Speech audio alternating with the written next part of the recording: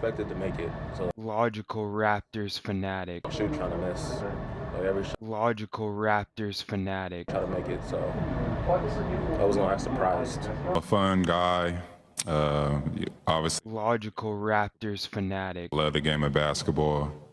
I mean, it's just more questions you have to ask me in order for me to tell you about. Logical Raptors fanatic. I just can't give you a whole spiel. I don't even know where you're sitting at.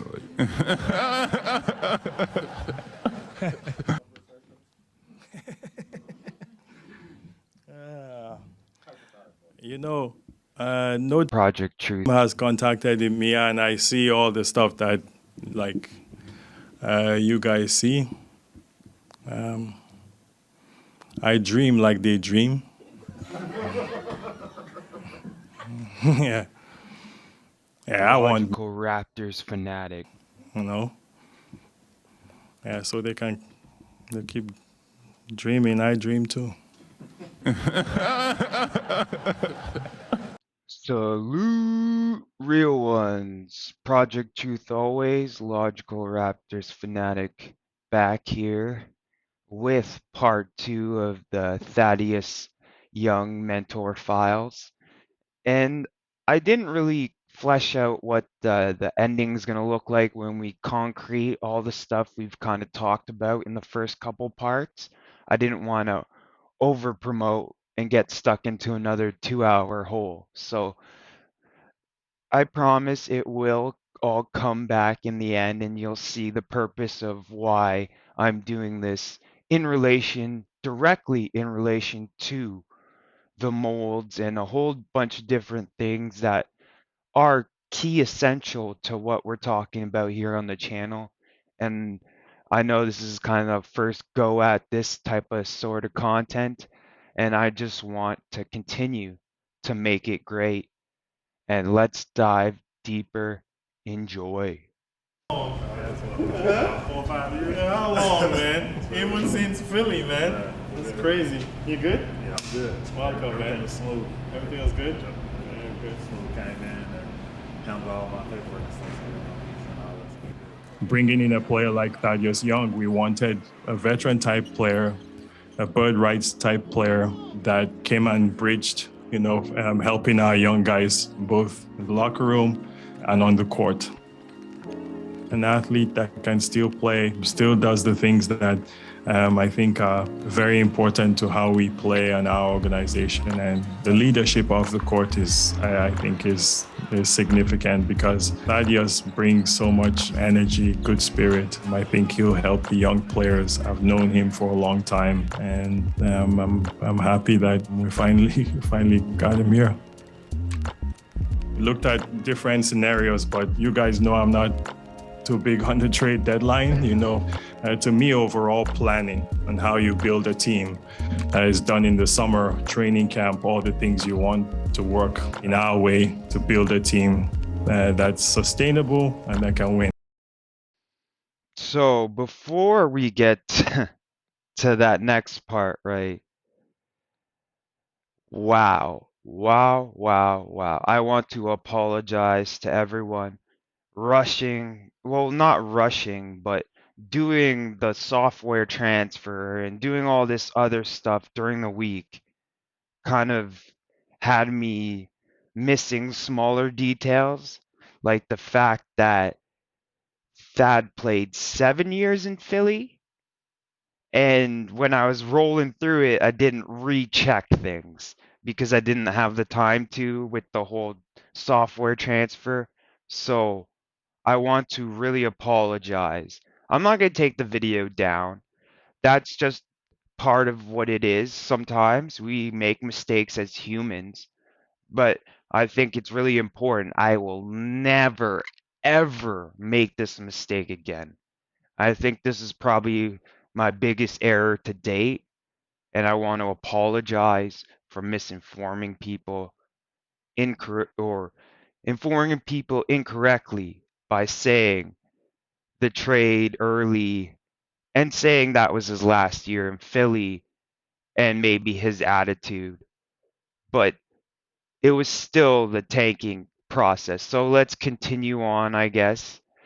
So where we left off truly before the trade talk was, so Thad was 24 in the 2012-2013 season. We kind of went over how they started the process, so he got max minutes, right? And I just wanted to continue to apologize.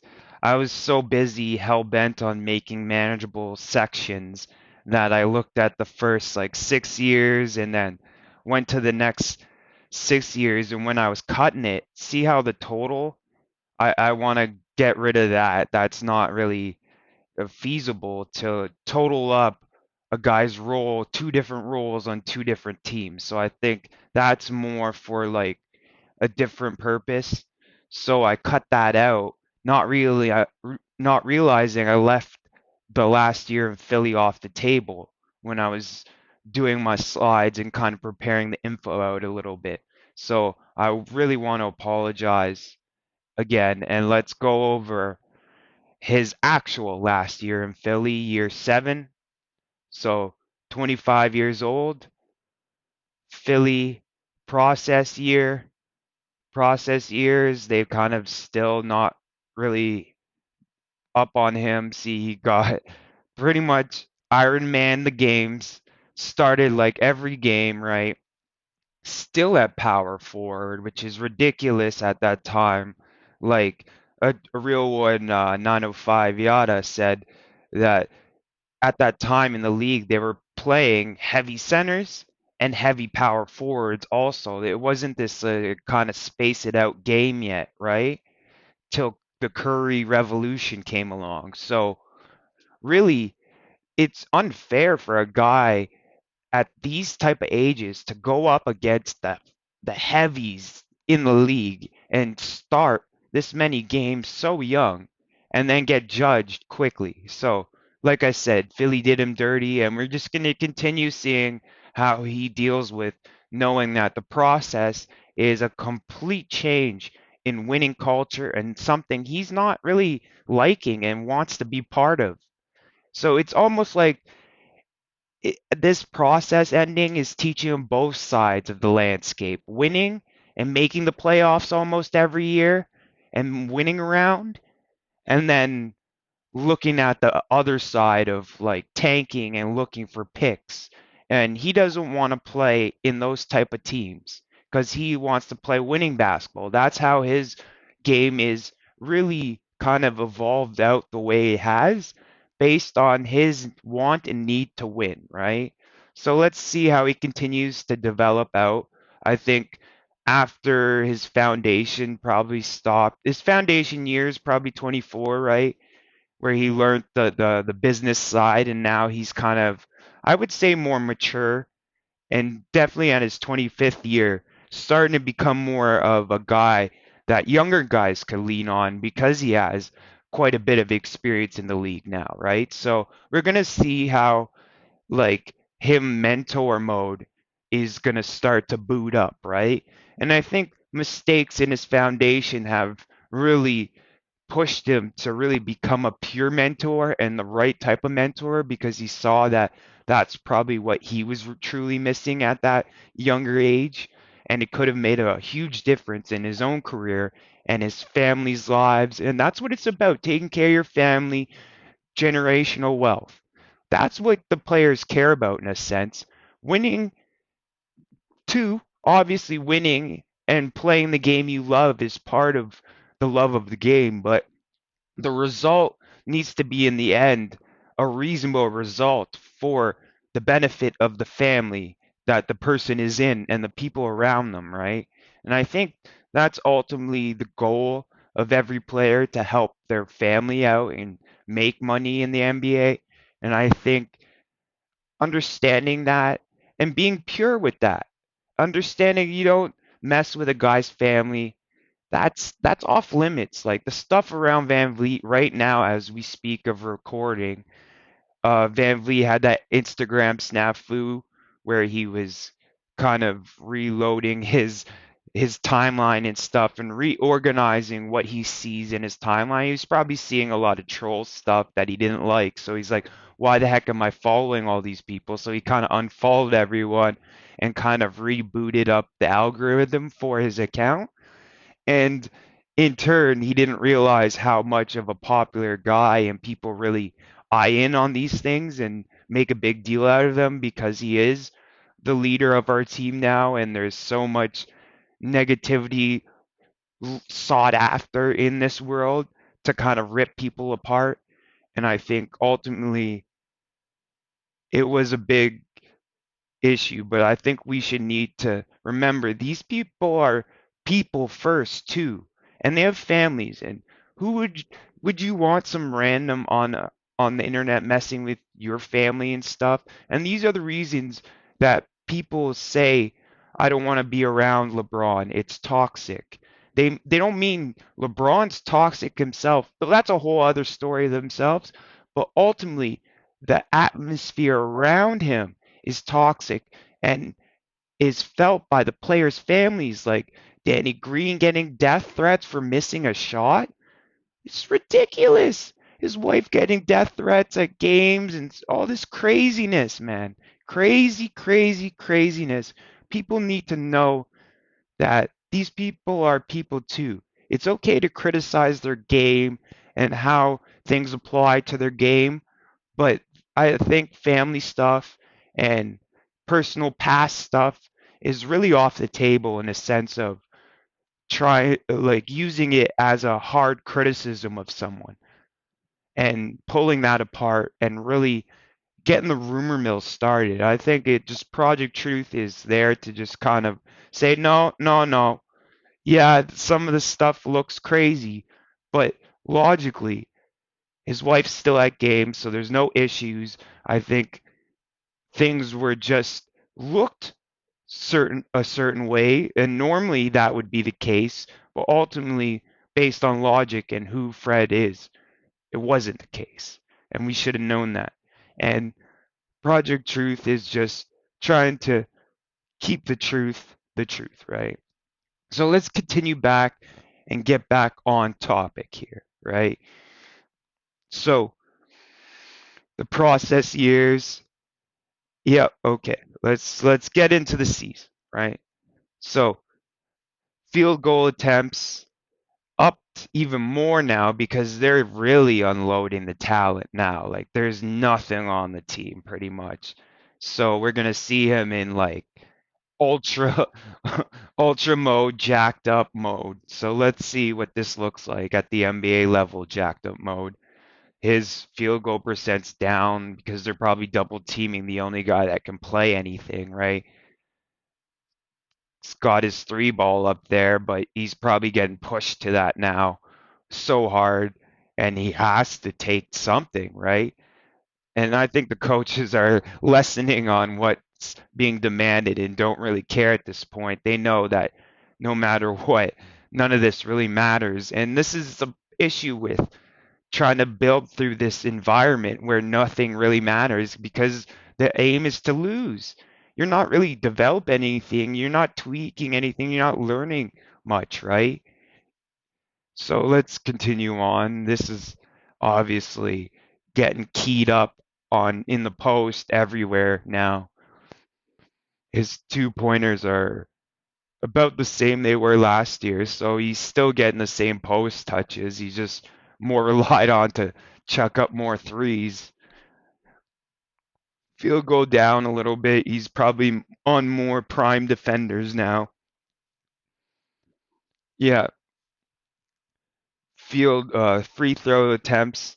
See, he's starting to get that vet mindset of like no matter what's going on with the team, you can't let that affect your mindset. And I think free throws are a key indicator of mindset sometimes. Or injury. Obviously injury affects free throws sometimes, but a whole season, it has to be mental. Sometimes shooting is mental. When you get in these slumps, it's hard to get out of them. And I think his dismay of Philly souring on him in a sense kind of maybe affected him mentally, but then he hardened up, right? And that's what I think it's about, just not riding the roller coaster and knowing that as long as you stick to your work and do the things that made you successful before, that you're going to continue to be successful as long as you stick to those things that have made you successful, right? So rebounds down a bit. Okay, yeah. There's less. It's just ridiculous. He's taking all the shots. How is he gonna get all the rebounds now too? So it's like you can only do either or in position. So like when we do stretch out our bigs, we need another kind of big style rebounder in there, kind of rebounding, because that's a dynamic that obviously we saw with going crazy offense on Boucher, where he wasn't back for deep rebounds and all that kind of stuff, right? So let's continue on, right? Assists 2.3. Okay, up. So he's starting to really come into form with the passing and stuff, and he's getting a lot of opportunity to do whatever, pretty much. Steals are up. He's starting to grow into that man body. He's starting to be able to, like, when they drive into him, they don't realize how stronger he is, how much stronger he is, so that it kind of shocks them and they lose control of the ball. And you see that a lot. And that's why Siakam's really good at kind of, they don't anticipate him sliding into place so well and being so firm that when they drive into Siakam, they lose control of the ball. And with his long arms, he can kind of tip the ball out either way or recover it immediately. Hence him being tops in the league last year in loose ball recoveries based on his defensive style, right? So blocks, yeah, okay, so they may be asking him to play more small forward, well, guarding different stuff, right? I don't know, man. Philly process, I don't even know how I'm trying to dissect this, but I think Thad is such a consistent player and is always focused and has kind of created his own work ethic and mindset off the values he like grew in his foundation years. It was key that they won in these years to make sure Thad understood what it took to win. And he's not going to drop the bar just because everyone else is saying lose. He's a winning player. He wants to win. And this is what this shows, right? And so I think there is some contextualizing to come out of it, but we need to keep in context the talent drain that they're sending everyone out, right? So turnovers 2.1, still positive. So you're increasing the volume even more, and he's still in the positive category. So I think that's ultimately a positive sign in a sense of being a positive playmaker now. I think we're gonna see obviously different things happen, but I want to give you the raw where I'm getting the info from and just give you and show you the kind of mistake I made and how it was made. But fouls, he needs to foul less now that he's bigger and can gain and hold position better. 14 points, even though just with primary D on him, he's not that caliber of offensive player. He came in as a defensive player and has kind of built out his offensive game. So I think ultimately the process was fully engaged and they went for the trade and we discussed that. So let's continue on to the proper slide and understand some of the things on it aren't fully correct and we'll talk about them. Okay, so after that jumbled mess of a trade, he ended out on the Minnesota Timberwolves. And I think the roster is just a complete mess at that time. So I'm just going to point out the one interesting guy I think comes up later and is a key connection to something that happens to him later. And this team had Zach LaVine still. So remember that. Put a pin in Zach LaVine. And this is the edit I meant. It's 13 years. This is his 13th year because we kind of missed one in there. So 13. So years, yeah. That's the only edit really on this page. We'll continue on though. So interesting enough, he got traded around the trade deadline. So we'll put a pin in that too, but we'll continue on with what his year looked like in Minnesota because he got a new opportunity, maybe under a different coach that was helping him develop some new different skills. Let's check out, see what happened here, right?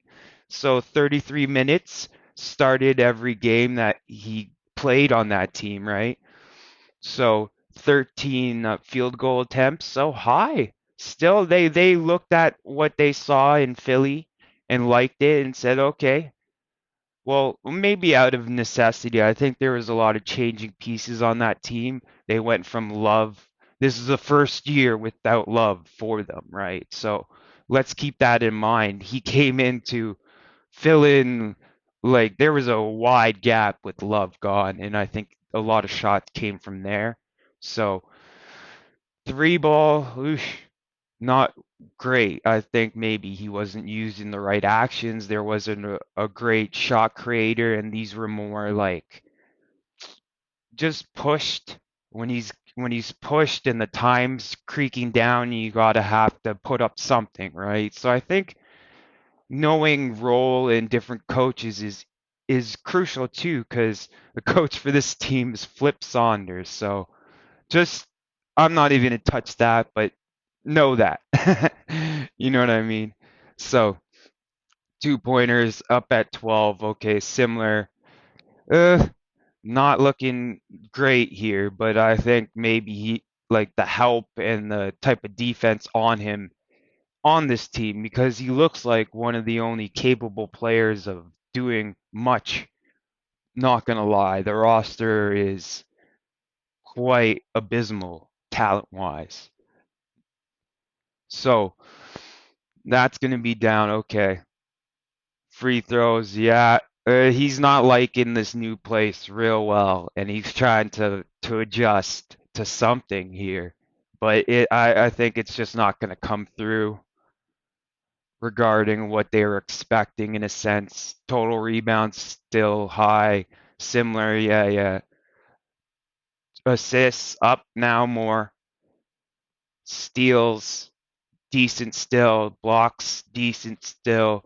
Turnover, wow, okay, wow. He's just cranked up the positivity on the assists. So maybe Flip had him like in better play dynamics and had him more as a passer and was using his passing at the power forward position to gain something. I don't know what the Wolves were aiming at that time. It's a tough transition year. We saw what it looks like when you kind of go from one big staple in Lowry and coming into a year where you don't know what to expect from the team, right? So personal fouls, similar, okay, yeah, yeah.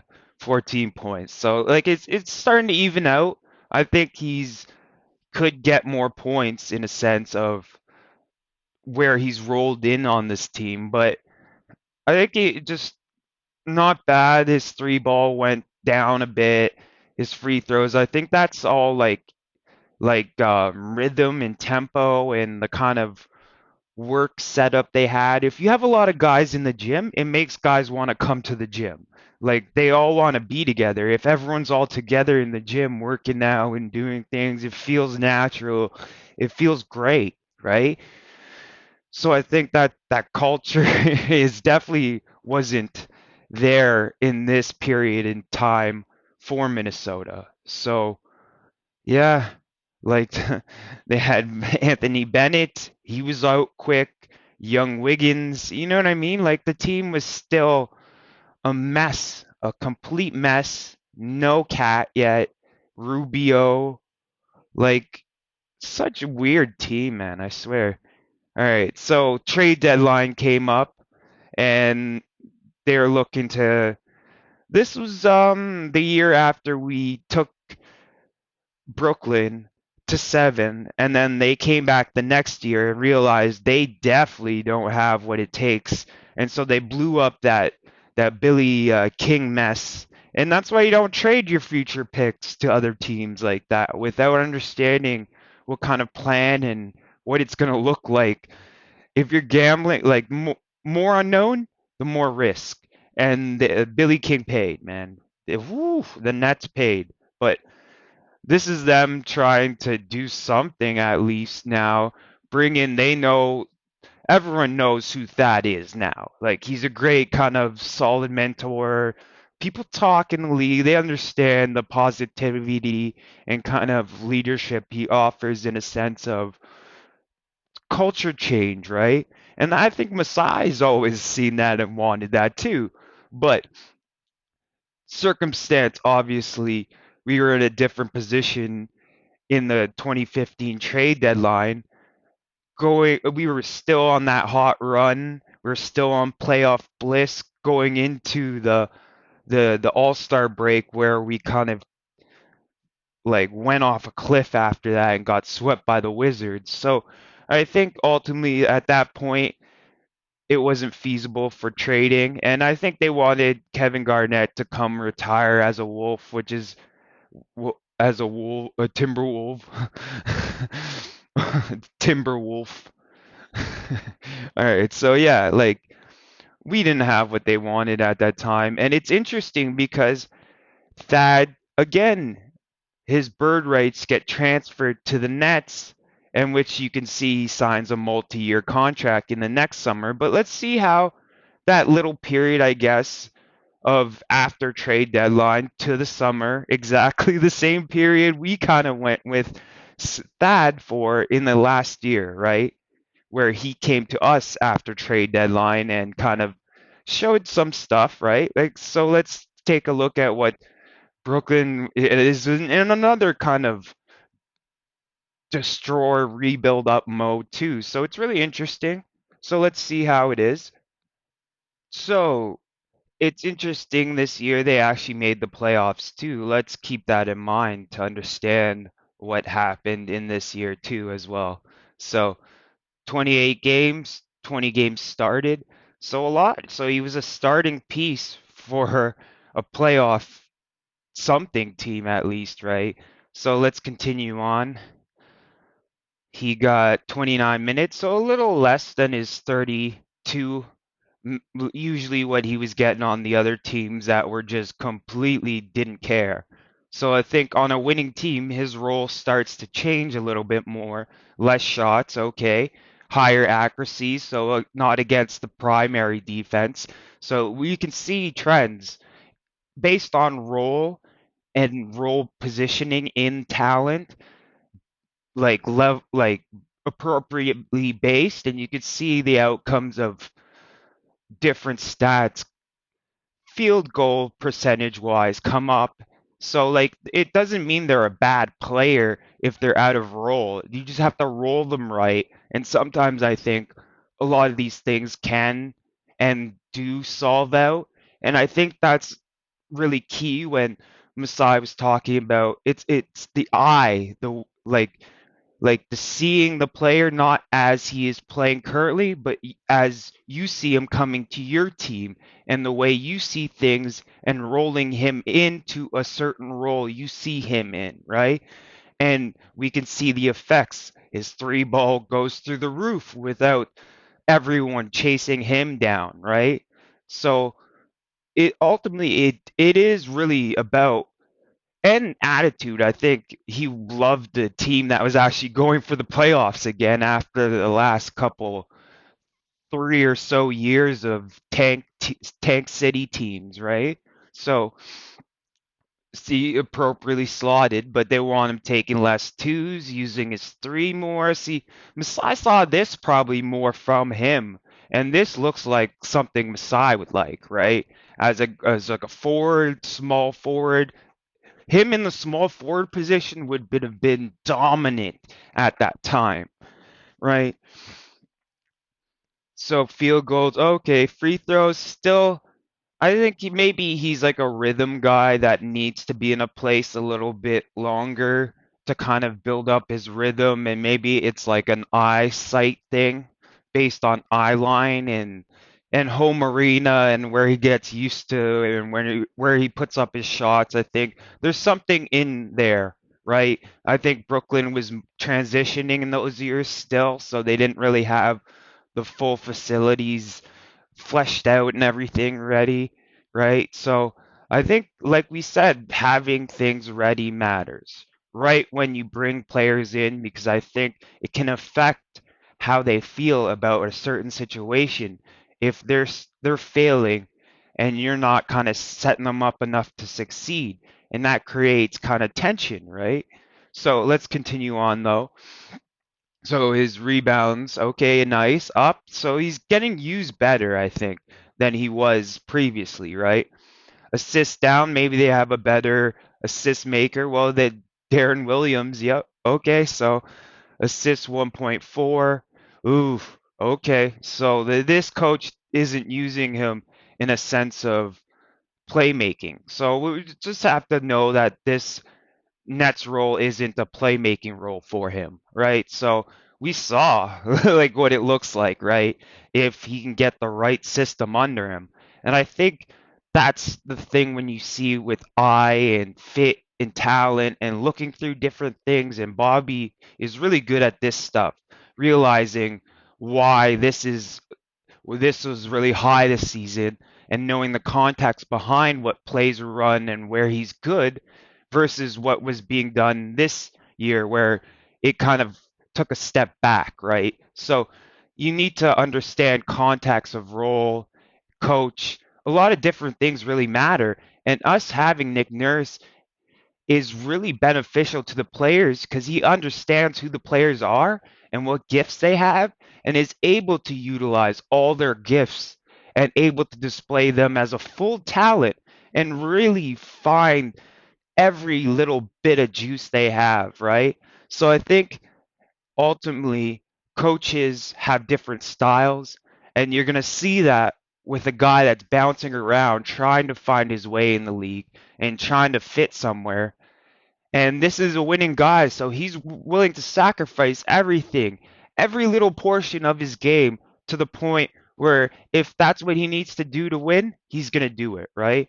And I think knowing when to take your shots and when to knowing to pass the ball is all part of being a great teammate and like a pro in this league. Because understanding that it's about the team, right? And it's not about you in a sense. And I think that selflessness is great for culture and really a key point right now for us in our team, a young team that maybe tend to blame each other and stuff. And he can keep things really positive and keep it in the right direction as part of the leadership group with Van Vliet, Pascal, and Thad as the three kind of head honchos of the team in a sense. From when they talk, you need to kind of listen, right? So let's continue on. Personal fouls, okay. 2-0, so less. So yeah, okay. Like things are not looking too bad for him. Less shots, but still being more effective and accurate. So like see how this works? It's not just about getting amount of shots, right? It's about being rolled in the right shots, right? See, that's where Gary Trent right now, we're doing the first time we kind of put him on the bench and experimenting with him based on the shots he gets as a player and the ones he sees. They're more available against bench players because starters are a really high level IQ and take those shots away from him a lot easier than the bench guys would. And he actually has more of an opportunity to hit and make the shots he likes and the spots he likes off the bench and is more effective in a sense rolled in properly, right? For his timeline right now, obviously he can grow into that starter level, but I think at the moment, the best opportunity he has for growth and development is off the bench, where there is more opportunity for him to take like a large chunk of the shots and have the ball in his hands, working different things out, right? So let's continue on and look at the playoffs for that year. 14-15, they made more games than us, so they had higher ambitions this year, but not the one where Dragic went to them. So let's not bring that one up. So 31 minutes played. Okay, so like high level, right? Still a starter, but probably not the main guy, right? So field goal attempts about similar. Obviously tighter posty. They're not going to give him those clean shots anymore. Okay, then he's being told no threes now, or they're taking the three ball completely away from him. I see this. I don't like this kind of stuff when you see that he has such a great momentum in the season and then either it's schemed out by the other team, they're like, we don't want this guy touching a three ball, or the coach is not letting him do that. But it's up to the coach to get him free to be able to shoot a clip. Well, he's never been a great, super solid shooter like that, but I think sense of opportunity and where he like shines the best, a coach needs to be able to use that and utilize that, right? So let's continue on here. 2-point attempts, 10, 4, like, okay, okay, yeah. So he's still rolled up a little bit higher than maybe he should be, or he's growing into the role. We can give him some allowance for a first year playoff kind of trying to figure it out. He had like 20 game, 30 games to figure out this team, right? So and this helps for him later on switching teams and understanding what they're doing really quick because of this time of switching teams around and doing all this kind of stuff. So when he came into our team, he kind of was like, Nick, just or to the Raptors, give me all the film of all the stuff that you guys are doing, and he sat and he locked himself away in a room for like a day or two and memorized and understood everything and then came to the table with full context of what's being looked for, right? And was able to immediately impact Scotty with some great knowledge bombs, right? But let's continue on. I don't want to tangent anymore. This just that mistake threw me off a little bit. Sorry, guys. Um, so yeah, 2-pointer. Okay. Ooh, geez, Louise. Oh, that's not good. See, something's going on with his shooting. I think maybe he's changing his shot or something happened. Something's going on, man. But yeah, uh, hey, that's on him though. It's on him, man. We can't like cover up this stuff. We can't cover up 0 and like 4-17 from the free throw on 2 attempts. Like that's an like at least a foul a game over 6 games, right? And he made barely one of those each time, right? So understanding context, that's not very good, right? That's not good. So rebound up. So he's showing effort in other areas too where he excels, but this is an issue and a weakness and a hole. And Haka Thad could have been a real big detriment to their team in the crunch time and makes him almost unplayable in a sense of playoffs. And these are the holes. Like we want to look at all these, we want to look at specific single stats, but it's about the holes of a player and a player all around that works in the playoffs. One-way players don't work in the playoffs anymore. We saw it. It's over. That the strength of the way teams are built now, it's all about two-way and making sure there are no holes to be schemed and advantaged at against, you know what I mean? So total rebounds nice and high, assists up more, so they're probably keying in on his three and he's passing, swinging more, positive turnover ratio. So obviously he's getting pressured to pass the ball more and he's making good passes most of the time, right? Still in the positive direction. I think this is his first positive in the playoffs for assists if we're actually keeping track, right? Defense a little down. That's not good. Fouls high up still, but the defense is a little low. So maybe asking him to do a lot more is kind of showing energy wear and tear a bit, right? So 10.5 points, not good enough from him, in my opinion. Sorry, Thaddy, buddy. But year 26 was obviously, I get that you only had 20 games or 30 games to come in and really find your rhythm. So let's they obviously saw enough to want to sign you to a multi-year contract. They had your bird rights. They could go over MLE. They could do whatever they want with you pretty much because they traded Minnesota for that right.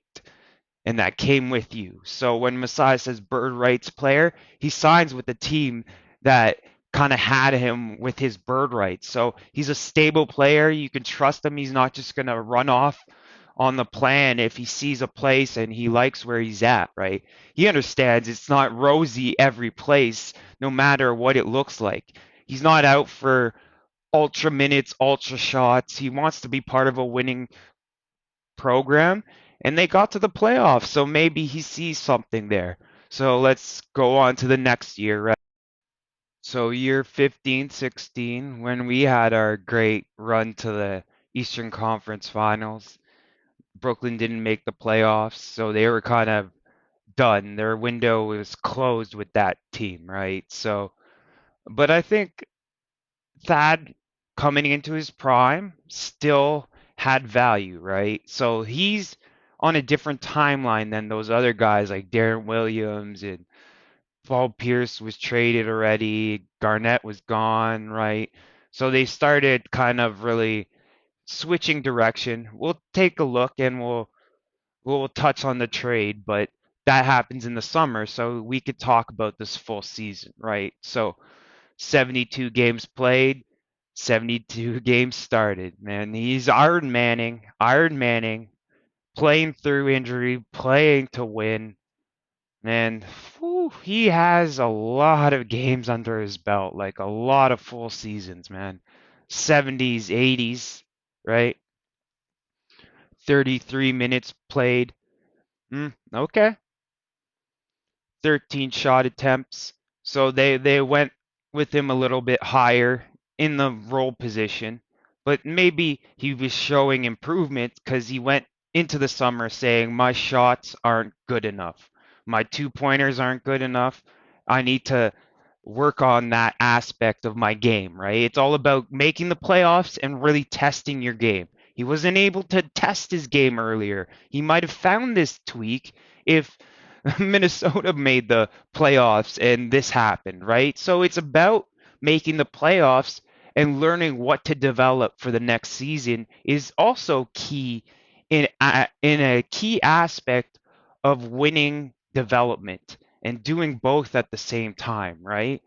There are key advantages, and the analytics have told the Raptors this, and that's why they fashion a lot almost everything they do based on results and different analytics that they've studied based on their knowledge of the game and having great minds like Wayne Embry to kind of have a through line to kind of what pillars and what things we really want to be solid and timeless in a changing model, right? He understands how times change and he kind of has this blueprint of how things changed with him, right?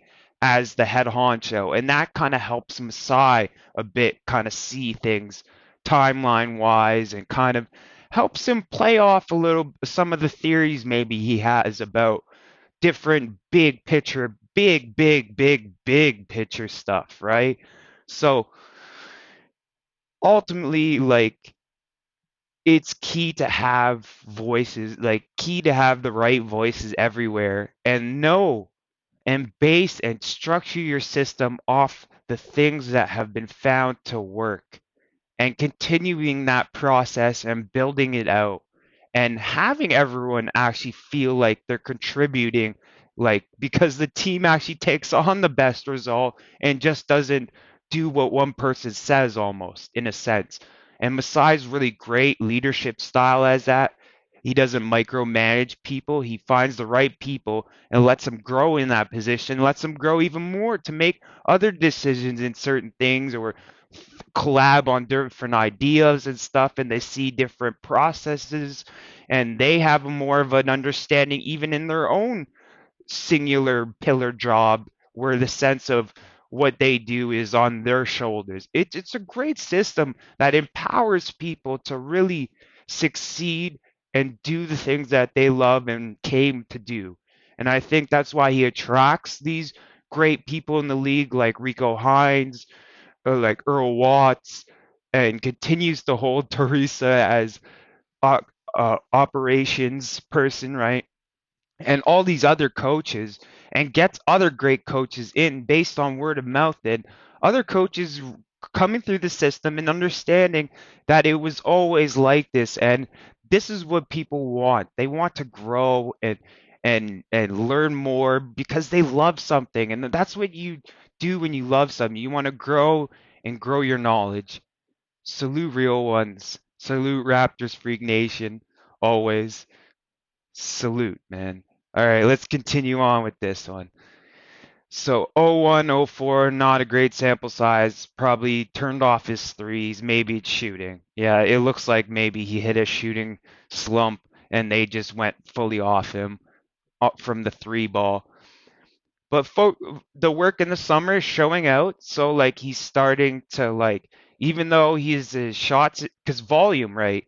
Volume dictates how you're guarded, right? And what things they key in on. If you're going to use a singular talent, it's easy to key on that defensive wise, right? So you need to be versatile enough, but I think ultimately when you work a skill hard enough, it just makes it so much harder to stop it. And maybe he's starting to come into that, like he's coming into his prime, really getting he's had like 8 years in the league now, right? So, woo, he's getting up there, right? So great. Well, trending in the right direction in this role, right? So, all right, yeah, okay. So free throws, still something's going on with this shot. So 3-pointers and free throws are obviously being affected by something. So let's continue on. Woo! Jacked up those. Oh, yeah, baby. He's starting to really come into his IQ. Maybe that footwork for the twos is really helping his ability to kind of be solid position wise in the post. Maybe that was the work that he needed to do, kind of position solidarity training in a sense of the way OG kind of once he plants, he's solid. But like in those moments where he's kind of in between, he's showing a better feeling for it. And I think it's really interesting to see Thad and almost it's a mirror of OG a bit too. And it's funny how he's gonna go into it later, but him and OG kind of have a really tight old connection. So let's continue. So yeah, jacked up rebounds. 9.1 assists, okay. Steals, okay. See, steals are he's still on the pillars of what he is. Foundation, I think, never really goes away. Pesky defender, always pesky defender. That's his foundation. That's who he is as a person. That's the way he sees the game, right? So let's continue on, right? So 1.9 turnovers. So back in the positive at least for this coaching role. 2.5 personal fouls. Okay, not as good as the first year, but maybe he's learned to manage that role and still having the volume of shots and still playing the defense. He's learning to take care of his body better. And that's also part of it too. And I think that's a big thing I talked about in my extension series, Van Vliet. So health and stuff is really key for him this year to figure that out. So 15.1 points. Interesting player on the wrong timeline. So I think we're going to see now and look at the trade. So this one's slotted appropriately. Sorry. Well, it's not a laughing matter. I don't find it funny, but just I can laugh at myself when I'm an idiot and fumble something.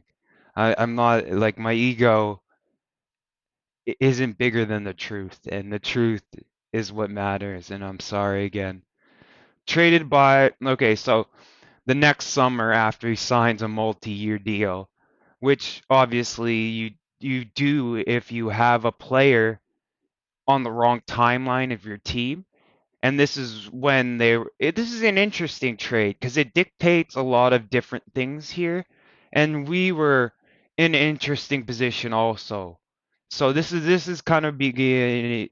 This is going to be an interesting one. Okay. So traded by the Brooklyn Nets to the Pacers. So Brooklyn is an interesting place at this moment.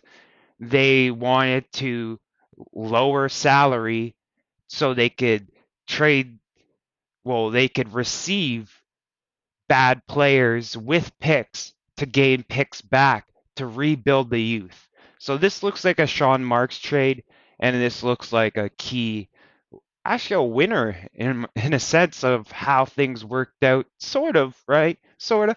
Well, let's continue on, right? So for Karis LeVert, so he was part of the new younger kind of Brooklyn coming up, that younger, hungry kind of roster that Sean Marks built with Jared Allen and all those kind of players. And it was actually a decent roster, and we swept them. We swept the ending of their team, that ending version in the bubble, but let's continue on. So 2021 second round pick that became Kessler Edwards was later selected. So, okay, this is an interesting part because it wasn't named as this pick. It didn't have a specific actual like year. They had a lot to choose from in a sense of read this kind of part and then we'll kind of discuss it, right? Second round pick protected from 45 to 60. So it was protected from the first half of the second round, right? This was for a second half, second round pick, right? That's what they wanted. Well, that's what that was keyed in on a specific, very specific Indiana pick, right?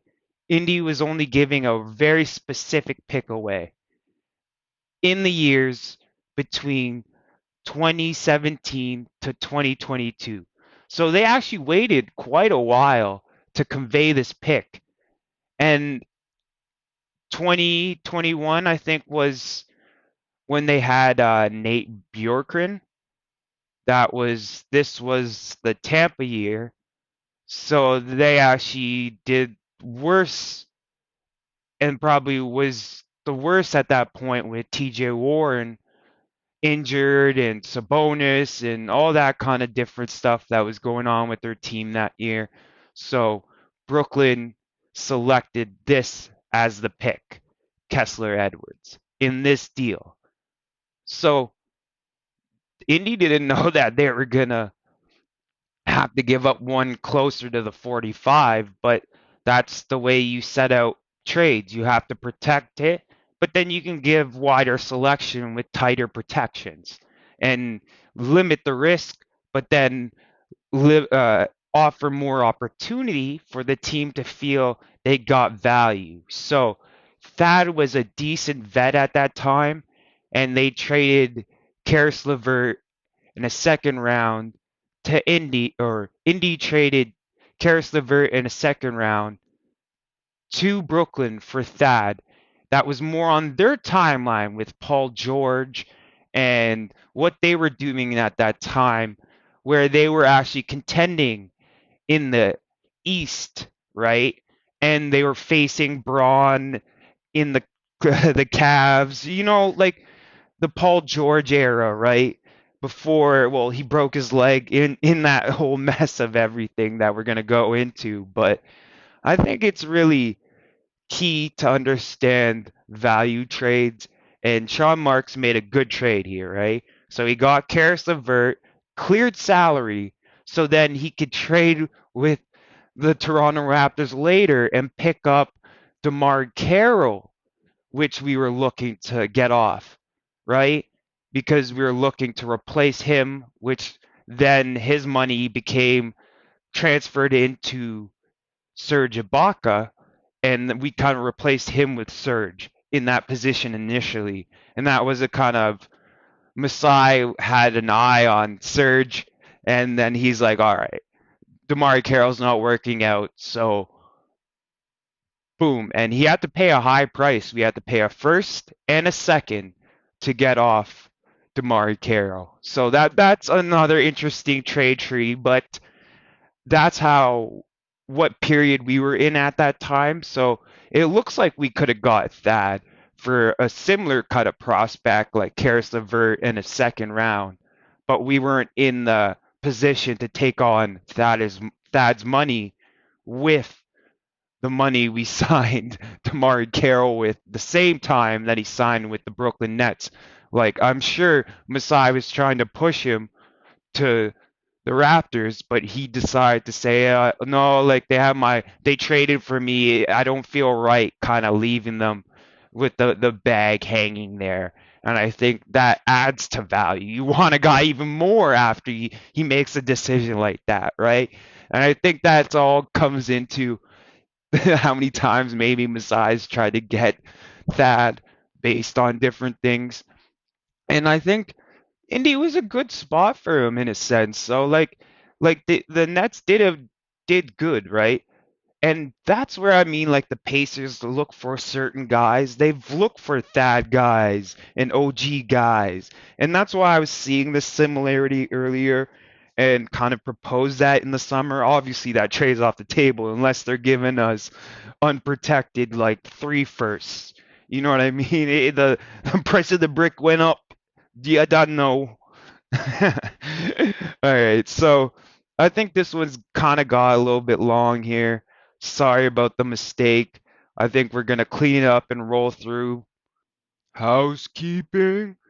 All right, sorry. Like this one was more planned to get through the indie part two in part two, but obviously that error needed to be corrected and definitely talked on. Like we don't hide anything from the players, and I don't hide anything from me. What I say, where I say it, I always take account. Self accountability keeps me brash and bold a bit. I know it's a little bit unwelcoming sometimes, but Project Truth is I'm trying to figure out how to apply it, always focusing on growth and truth, and others doing the same.